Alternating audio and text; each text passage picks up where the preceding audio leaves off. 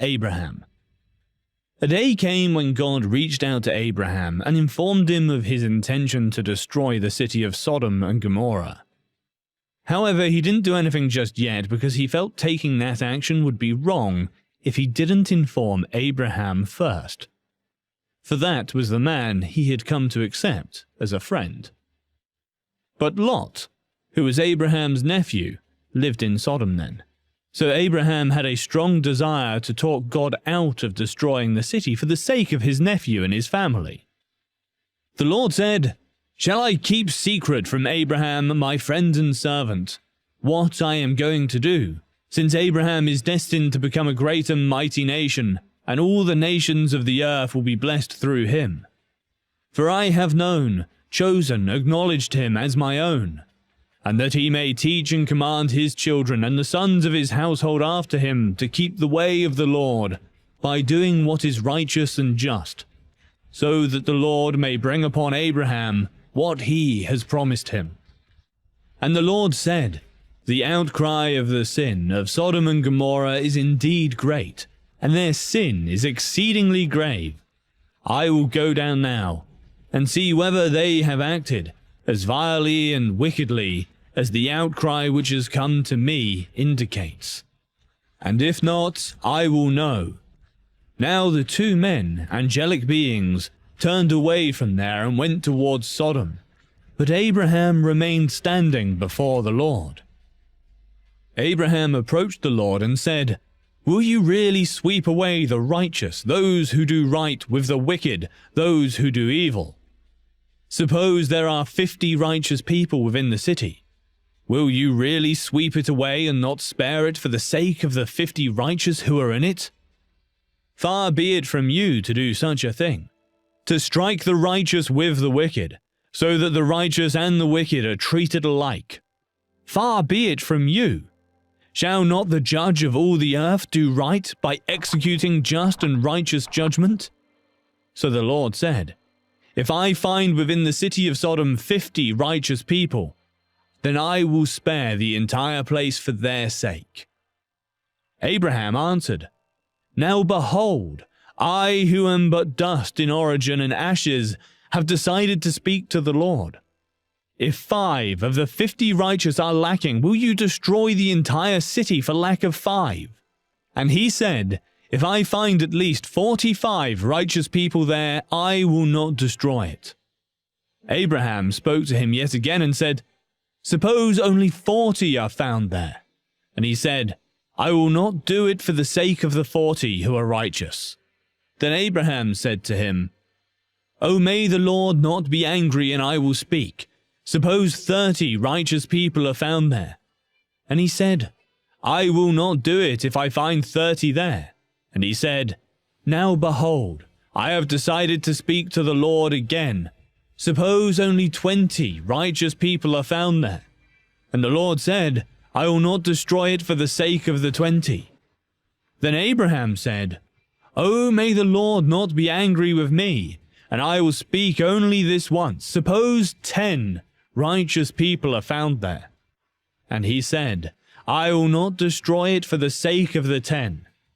As soon as he had finished speaking with Abraham, the Lord departed, and Abraham returned to his own place. Genesis 18:17-33. We read, "Would you also destroy the righteous with the wicked?" In discussing this question in a sense, Abraham reminded the Lord of his own nature and principles. Shall not the judge of all the earth do right? Abraham thought that God, as a righteous judge, could not and would not punish the innocent in the same way as the guilty.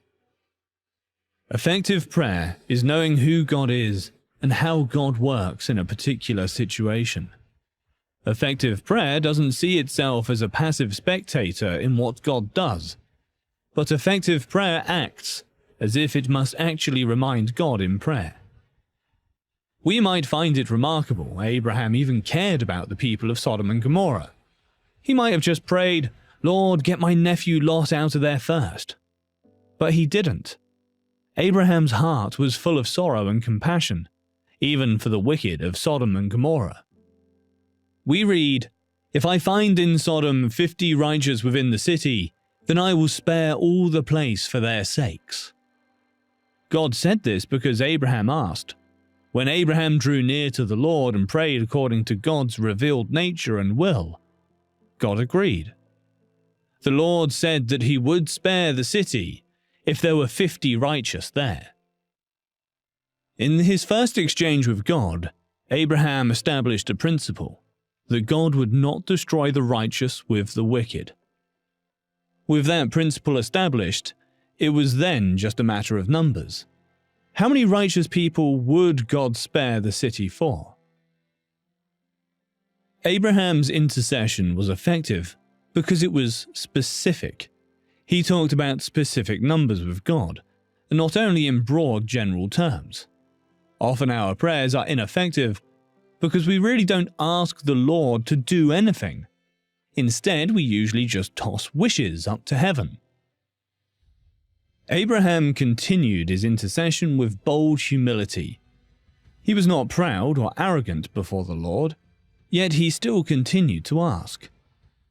Abraham's humility was demonstrated in that nowhere in his prayer did he ask why, or did he demand that God explain himself and his actions.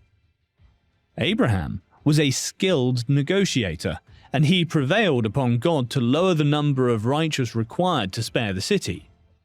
First by units of 5, then by units of 10, until the number settled at 10. It is impossible to miss the persistence of Abraham in intercession.